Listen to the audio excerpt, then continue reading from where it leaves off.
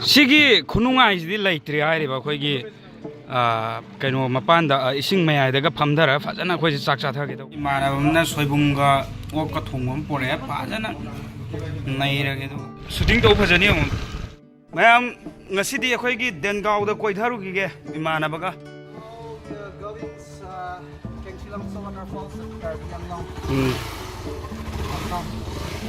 Karbi Anglong Assam da koitharu gi ge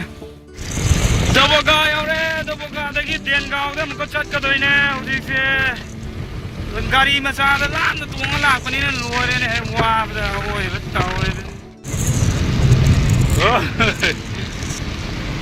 ai koi je 20 km mukwa li yoga ba do yoraga anda fa da waterfall da lup pe ara ga ba na punga ma muk lup ga lai ru ge ida koi ge boot ki ha Panor सुनाई नहीं देता बंदर कहाँ पे वहाँ पे शोर क्या है सीजना कोई की भूत की फिल्म का नाम मधी फजरों माले मालूम है पूरा कोई जंगल ना करने कई का तो एक आए तो मुझे घूमना नहीं है सासन कई तो यार जी नुंगांग दे चट पते दी स्वाई से डेंजर नहीं है Yong Yong Yong Yong Yong तो Sila itu yung shooting to phajani yung manung sida shooting to bai di loi ani bai mafam je loi yeng thui ni ko na ai som na kan da la ga shooting to ge da han ba koi boi kai boi mafam je loi yeng to ko ne ba koi ge atha atha ba jungle ni hong le oi oi gere chala sida si jungle manung ga jong koi ge bhut ki pai ra ga chat pa bhut to adu gai do pai ra nam ba ya ni ba sai e ran nam thu ke da ko na sai jungle jong ko da jungle ji u da pungning ga ji u mi ya ta ta ko ya jungle nga ka ni lambi di mu yam pare lambi je ko ge ku pham ne chingung do wa da zo lambi di dum ai hai ba ta Duga sigi lambi sidani akoi gi angang macha mayam na akoi gi chingi thaibung macha macha picture pic bodo adu do yuon bodo si lambi sidani ba ado ngasi di ke alai ramdre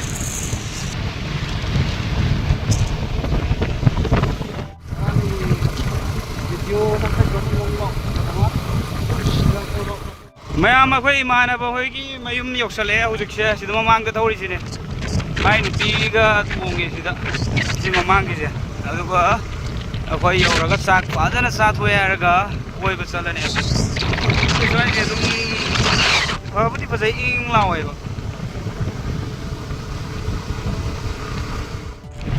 Inder कहां जा रहे हो मोय कुंद चंगे होजे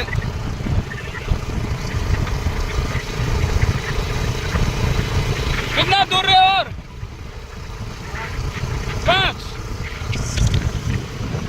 5 kilometer wali chang ngai loi ba nai de da tawri bi kare no karam lambi no ai ju khangjal laktre da mayam sidani changal le di ji waterfall ji waterfall ki lambi do sang e hujik se yau ban nai train ne hai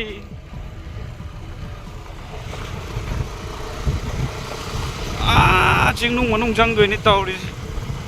nong phaduk su koi thok pa ya na koi thorok pai wa ni da ising chen ba hore mayam sidai sida ising je dum center ga doi ni thong sang na su chang be da tawri su inak nak pa da lai ba ga du ni bai na pa mi ching kare se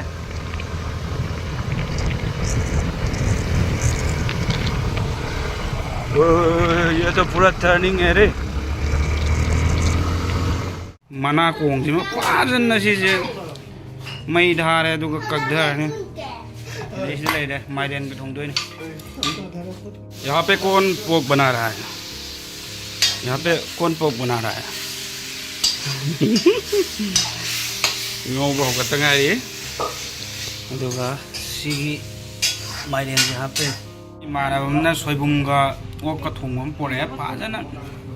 नैरगे दो ma'am स्वाइगी सिदगी कइनो लाइरिसिने Shidei Sydney अखोइना मोय मथक की waterfall दे चेंथरक इसिंग जे हाइतारे अदुगा हुजिक की ओइना दि अखोय सिदै सिदा okay लाइरे सिदै सिदा okay थोंगा चारगा चटके तौने चाक लामे मैं इन हुजिक लेसे को गवा की बीच मपान दा चेयर थारगने फम्मी बीच मपान दा गवा का बीच का किनारे में ना बीच का गवा में है हम लोग गवा में है अभी बीच का किनारे में सिगी खुनुंगाई सिदी लाइत्रि आइरिबा खोइगी कइनो मपान दा इसिंग मयाइदागा फमदरा फजना खोइ चाक चाथागे तौने फजना नैरगे से टूरेनी अदुगा अखोइगी सिदा अइना थोंबा ओक सेमते माइरेन गा थोंबने लोरे तो मचू गाइस अस लोरे मैम सिदे सिदा अखोइ कन्ना चाक चानबगी तौरी अइना ओक थोंगे फाजना अदुगा ngasiदी फाजना कथारारी अदुगा वाटरफॉल दा इरुप चलनी हौजिसे होय संगे अखोइ मानबा इ उलके सिद लैदो मानबा सिद लैरे मिंदर sir and his wife what's your name Jenny and Ansuman my student yeah Ansuman hi please say hi and my best friend here no what yeah sir sing it's my best friend चप्पल छुपक के दो हम दोनों चप्पल नहीं लगाए ना देखो ये देखो चप्पल भी नहीं लगाया फिर भी आ गया पर बहुत अच्छा लगा क्योंकि वहाँ पे जो हम लोग रहते हैं वहाँ पे घूमने का जाने का कोई रास्ता ही नहीं है रूम पे रहना पड़ेगा पर एक दिन मेरे को ये हाँ क्यों कर रहा है यार बाहर आने से बहुत अच्छा लगता है मुझे नहीं हो रहा है आपको क्या हंस रहे हो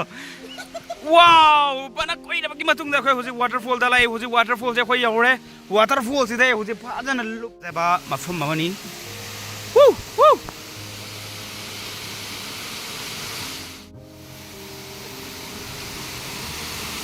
वाओ 9 स्टेप हां ये ऊपर चढ़ के और स्टेप होगा स्टेप बाय स्टेप 9 स्टेप उसके ऊपर भी वाटरफॉल है क्या यहाँ पे नहाएगा क्या यहाँ पे नहा सकते हैं हम लोग नहाएगा क्या आप नहाओगे क्या मुझे तो ठंडा नहीं लगा ये अभी नहाने का मन कर रहा है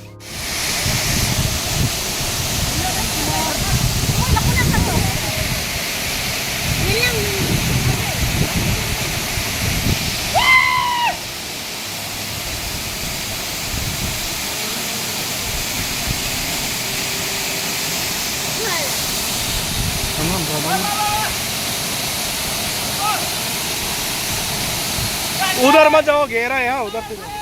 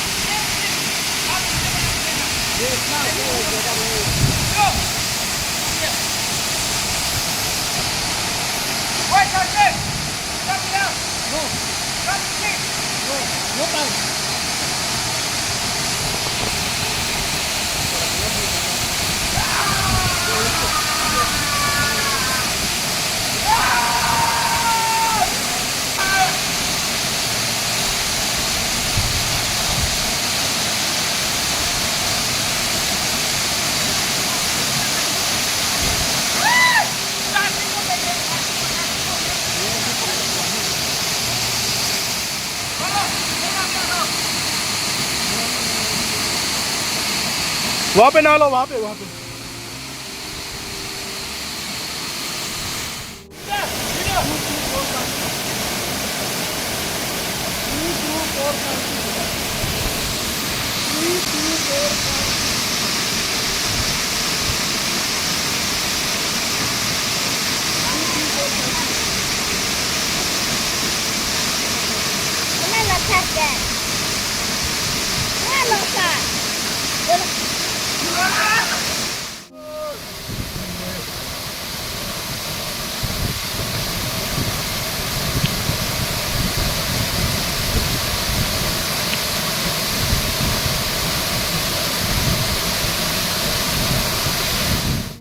मैम आई हल्लगे तौरे वाटरफॉल से जो वाटरफॉल से यम फजे अदो थेंगनी अदो गाड़ी मचा लापने अदो अखोजे हल्लगे तौने क्या बोले देगा ना इमाना बोयद लेनी है मफमदो यमना सांगे लापेबा अदुना हनबदो अंगोंदा खुदुंग चादब अम लेरबा सेनन जो पक्ति अंग तोय जो सेनन पक्ति सेनन खुंग कैका लोय थममे बेग खतने बाय कोई फिरोन होंगनबे पाइरै जे मैं करिनो नहीं चिंता अंशुमान इधर देखना क्या कर रहे हो रे ये इधर देखना कहाँ जा रहे हो इधर देखना कोई मानव की मचान पाने हो तो Anshuman mummy please tell them your name Anshuman क्रो मोगी मागी मम्मी से अखोई मानव की मचान पाने मथंग दसु सुमाइना अदुम आइगी नमनिंगदना नंबनते अदुम हंजन हंजन हाइजिने आइगी मेमोरी ओइनेबा इने चलु हमदो मेमोरी ओइनेबा नमजबा वीडियो ने अदुवा फोन ददी मांगिबजु अमा तौगिबजु अदुना आइगी वीडियो म्याम से अखोइगी स्टोर तौरगा स्टोरेज दा थमौनबगी दमक्ता आइदी आइगी अकाउंट दा थमौनबगी दमक्ता सेमजबा थागतजबा वीडियो ने हबा तारे अदुना इना थागतजबनी मैम ने निंगसु दम यंगो यंगा तो अदो नुंगाई मफम मैम चक्कदौ लेरि आइगी अदो चटपदा अदुम वीडियो थागतजरके अदो ngसिगी दमक्तदि काइनारसि मथंगी वीडियो दा मैम पुना थेंगनारसि बाय बाय या फारे